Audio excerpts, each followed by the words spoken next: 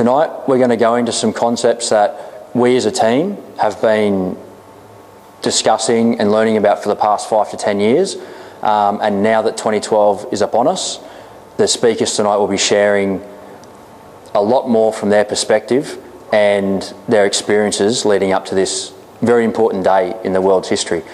So our first speaker tonight is Ian King. Ian is a physical preparation coach involved in athlete preparation and coach education. He started in the early 1980s, and during that time there was no athlete preparation and there was no coach education. He was so far in front of the field it's not even funny. This continues until this day, and he's definitely the first coach and physical preparation coach in the world to be so holistic in his approach to preparing not just the athlete but the human being, and you're going to hear more from Ian right now in relation to this topic.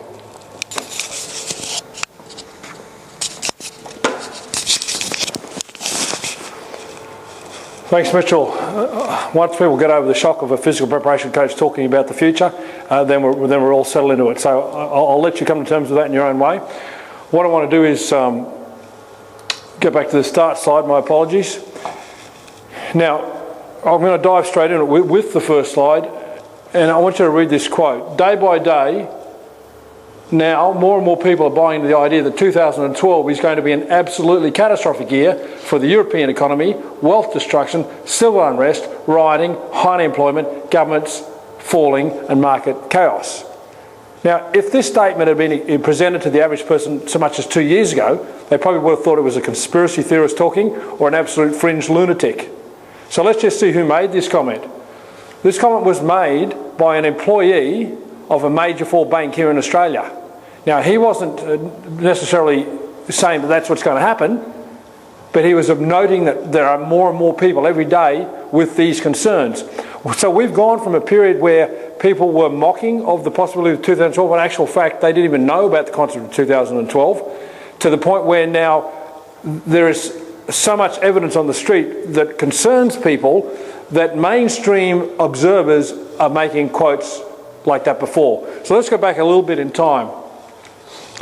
I, like many people, were brought up in the house of a depression baby, and my family spent most of their time saying that the sky was falling.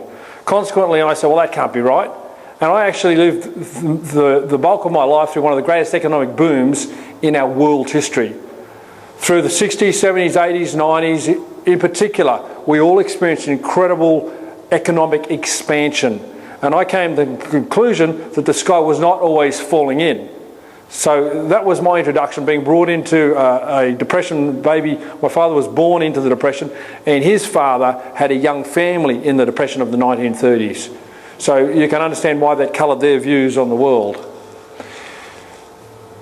In 2001, a very significant event occurred, and that is the Twin Towers incident. Now, not commenting on that at all, but what I did was I went from flying in and out of North America on a regular basis and watching the American economy decline, in my opinion, consistently from 2001 onwards. In my opinion, 2001 was a turning point in the American economy. I observed continual decline. But what I observed in Australia was the complete opposite. For the first time in my life, I saw the Australian economy heading in a different direction to the American economy, and that made me wonder what was going on. Our interest rate wasn't following theirs, our consumer sentiment wasn't following theirs, our inflation and our real estate markets, we were completely going away from the American market, in my opinion, significantly. And our currency, everything was taking a significantly different direction. So I said to myself, I come back to Australia and there's more and more BMWs every time I turn back. And I use luxury cars as an indicator of consumer sentiment. If people are confident and bullish about the economy, they go out and buy stuff, including European luxury cars. And it was no doubt in my mind, I couldn't imagine how so many people could be driving luxury cars, but everybody was buying a BMW, so to speak. And it just didn't seem right because America was shrinking. So I felt it was time to become a student of depression. I asked myself this, I sought this in my research, what are the key indicators that bring on a recession. What causes a depression? What causes a depression? And how will I know when a depression is heading our way? Because in my opinion, it got too good. The market was too good. And as night follows day, I concluded back in around 2003, 2004, I said this isn't right. Between 2001 and 2003, real estate within a 15-kilometre radius of the centre of Brisbane doubled in value in 2 years. It doubled in value in 2 years. Now, wages didn't double in value. In a 2-year period, real estate within the inner and middle circles of Brisbane doubled. And I said, something's not right. This is getting too good. It's getting too hot, and there's a potential change coming up. So I started doing some research on the Great Depression because I wanted to know what were the conditions that bring on a depression and what are the indicators. They're my two main questions.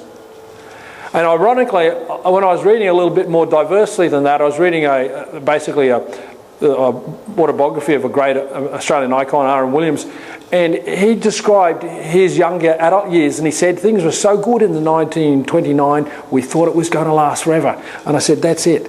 That's exactly what's happening in Australia right now. And this was about 2003 when I made that similar observation. I thought that was a fantastic quote, because here was I getting first-hand information from someone who'd lived through the Great Depression, and he also was a father of a young family at the time, and he ultimately took his swag up and went bush and lived off shooting rabbits, etc., etc.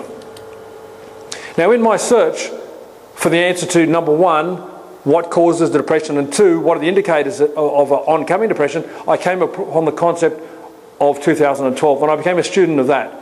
Ironically, when I talked to people about this some years ago, people would look at me and first of all, they either didn't know what I was talking about, or they'd say, yeah, you know, Nostradamus, etc., etc. Because Nostradamus had been interpreted as saying the world was going to end in 1999, and it didn't happen. Then you had the Y2K bug that was everything was going to stop on the first day of 2001 or something like that, and that didn't happen. Now, I didn't buy into any of those theories.